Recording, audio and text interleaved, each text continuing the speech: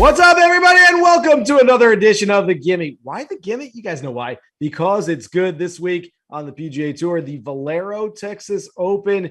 Can't wait for this one to get started. There's a golden ticket out there for one of the 122 competitors who is not already included in next week's Masters field. If, of course, all you got to do is win this event. We're going to try to figure out who that might be. I'm Jason Sobel. He is Collin Wilson coming up on the show. Yes, our favorite outrights, favorite prop plays. We'll pick a first round leader and we'll make the ultimate DFS lineup. Collin, you ready for this thing?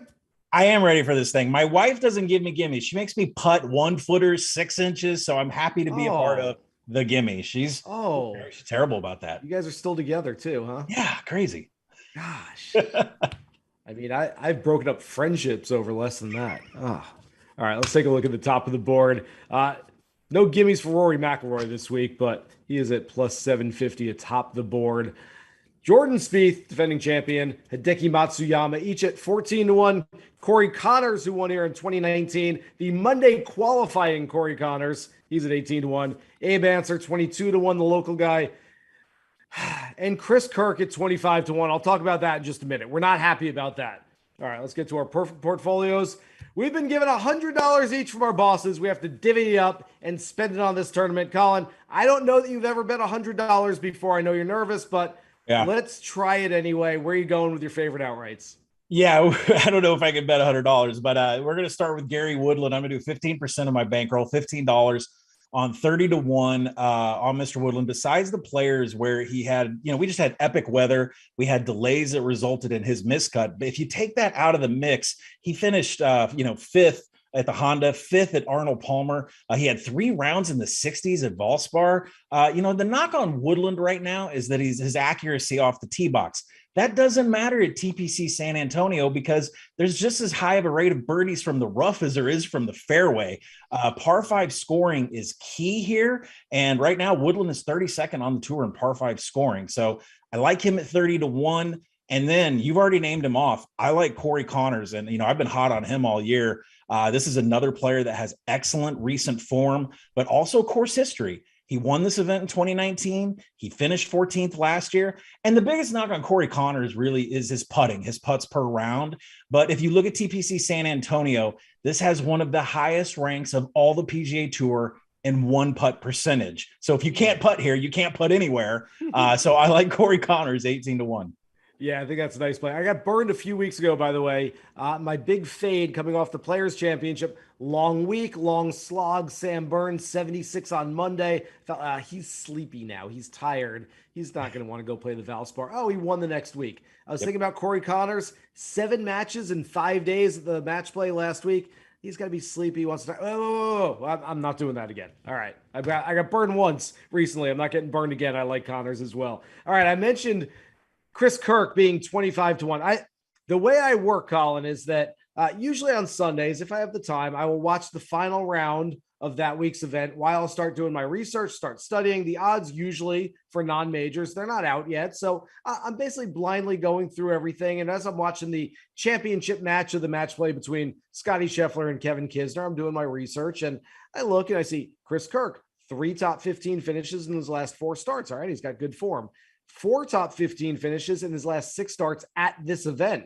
Whoa, there's the convergence. There's the intersection. There's what we're looking for. Form, course history. All right, I'm on Chris Kirk. I wake up Monday morning, Chris Kirk, 25-1.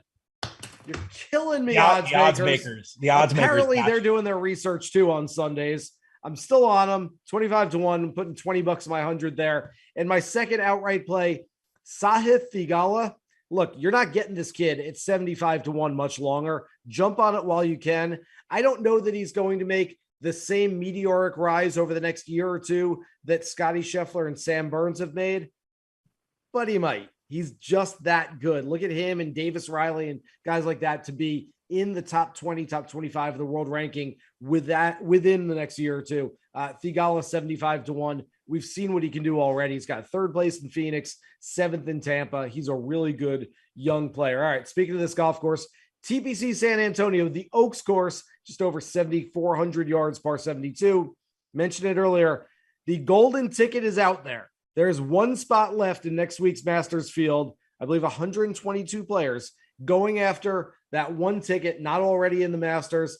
It's one of my favorite subplots of the entire PGA Tour season. You don't just get the exemption and the hardware and the money. You're on a plane to Augusta. You're driving down Magnolia Lane the next morning. It's really cool. All right, let's get into our prop plays for this week. Collin, hit me with two of them. Yeah, I'm going to start off with Adam Hadwin. He's somebody that we talked about on the show before the players. And, I mentioned that his West Coast swing produced a very hot Adam Hadwin before he had a miscut at the Genesis. And what do you know? He took his talents to Florida. He finished his 9th at the Players, 7th at Valspar. More importantly, he has the strokes gain numbers in the categories that you need to win at the Texas Open. Top 40 in approach, top 75 in par 5 scoring, and more importantly, top 25 and around the green. Scrambling is key with these elevated greens. He finished 23rd here last year, so he knows the track. There's a monster drop-off in brand names and blue chip names. There's Bryson, there's Spieth, there's Rory, but then there's a lot of European Tour guys and a lot of Corn Ferry guys on here, and I think Adam Hadwin has a great chance on a track he knows to finish top 20. After that, I'm going to go into a matchup, and I'm going to take Doug Gim minus 130 over Lanto Griffin. This thing has taken major steam since I hit it when this opened. And this is really more of a fade of Lanto Griffin, who made me a ton of money in 2021. But at Arnold Palmer, he finished 52nd. And, Bay Hill is a really tough course, so you kind of give him a pass for that. But then things have just kind of fallen apart. Miscut at the Players, miscut at Valspar. And I mentioned you got to be good with your irons and you got to be good around the green. He's put up career lows in greens and regulation, career lows in scrambling percentage. You have to hit irons here. You have to be able to scramble here. And he hasn't been able to. So this is a fade of Lanto. I'm taking Doug Gim in a matchup.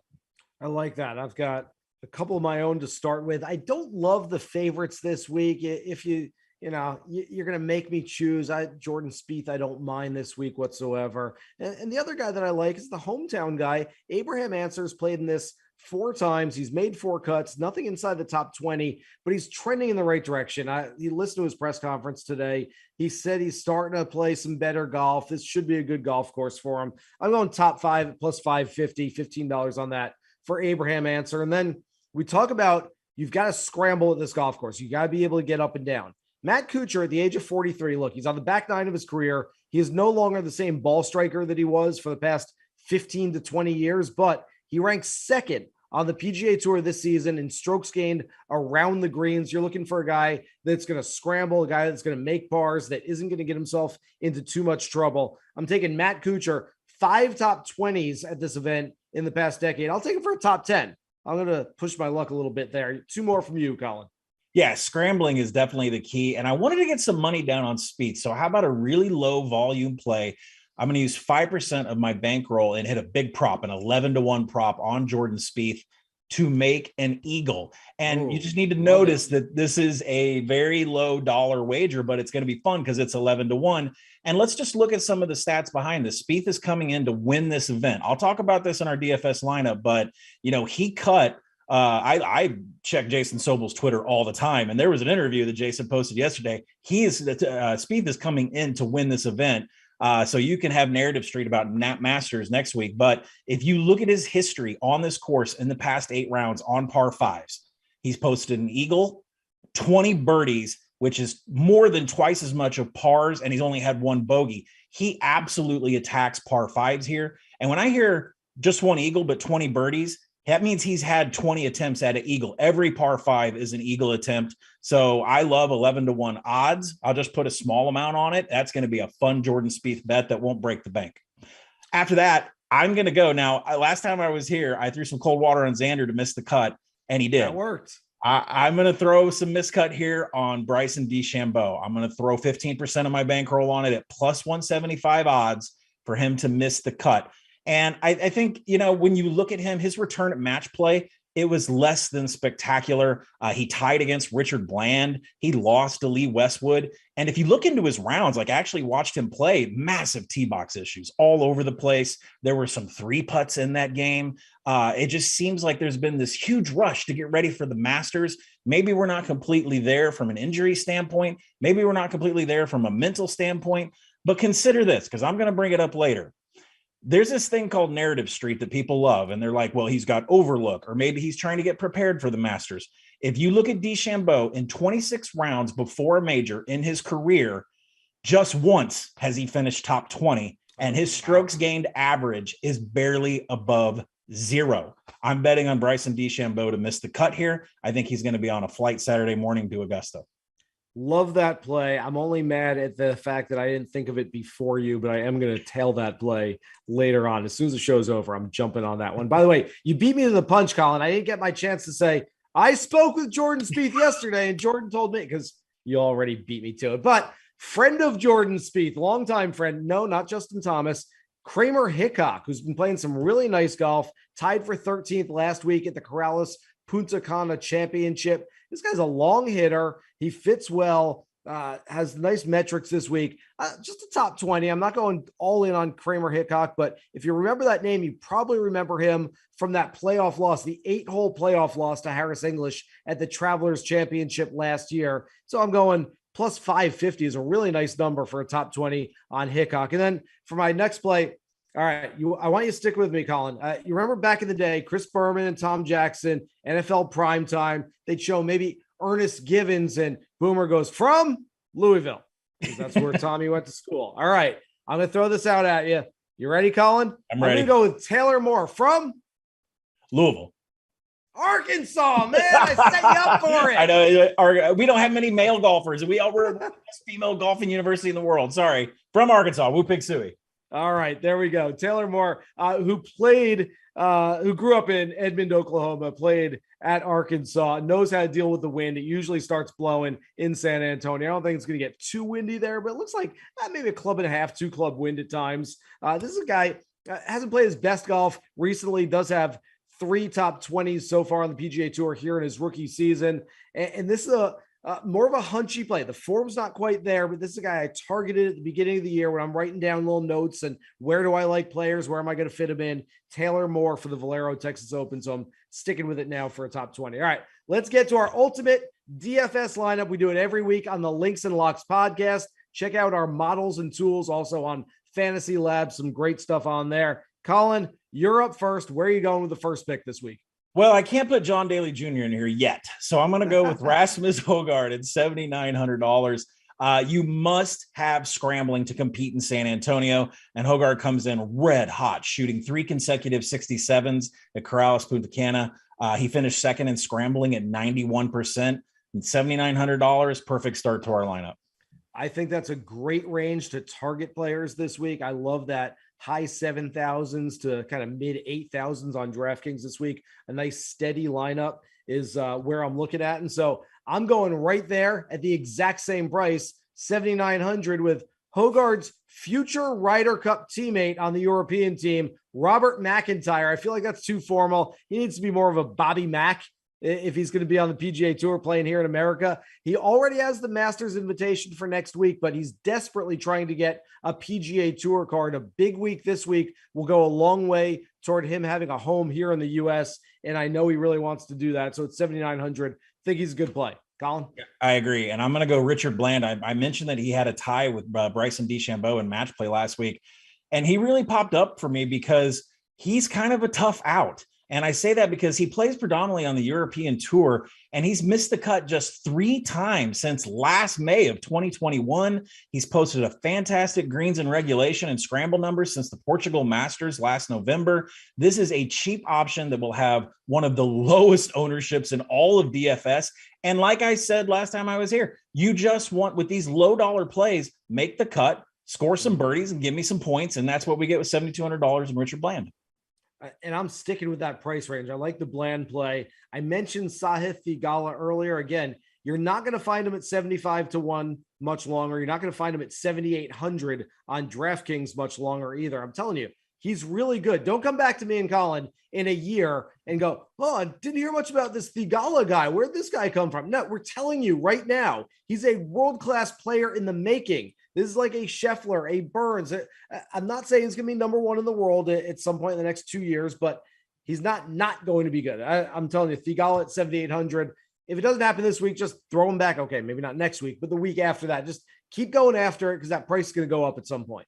I would buy a pay-per-view to see Thigala and Tony Finau just strike off the tee box. But for my next play, we had a lot of money on the table at this point because we haven't taken a player under $8,000. So we needed to grab a blue chip here.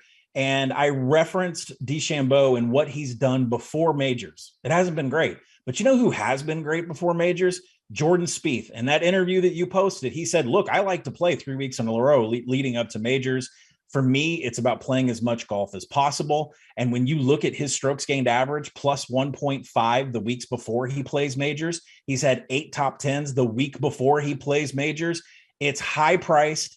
You're not going to be able to get him at a great price in matchups or betting him outright. That's why I took the prop on 11-1 Eagle. But right here at 10,600, yeah, he's high on the board, but we had the money in the bank to get this. And so I think it's a good play because we know that Jordan's trying to win this.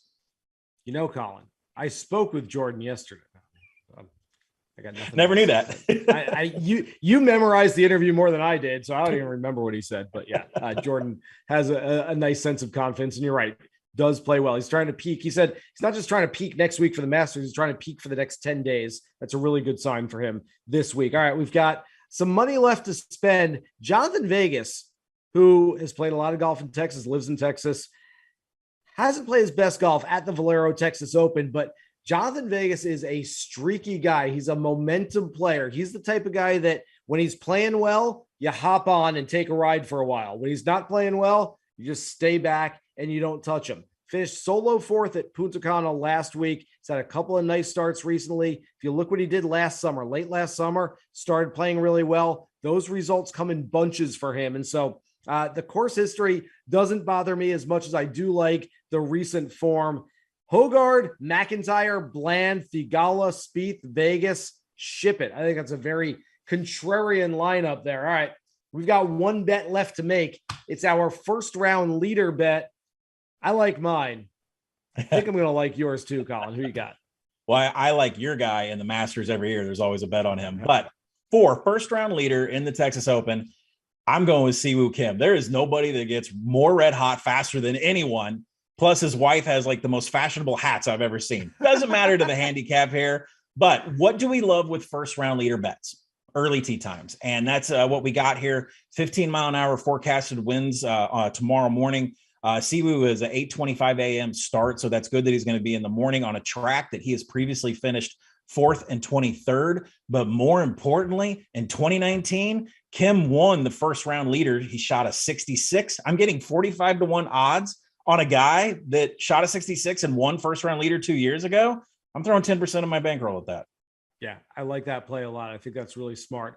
I'm going with a guy who has not played his best golf lately, but when you think Charlie Hoffman, you think two things. First of all, you think this event, because it's a Charlie Hoffman Invitational. Literally, he had t-shirts printed up last year. It's got the Valero Texas Open logo. It says Charlie Hoffman Open or the Charlie Hoffman Classic. I mean, he literally owns this event.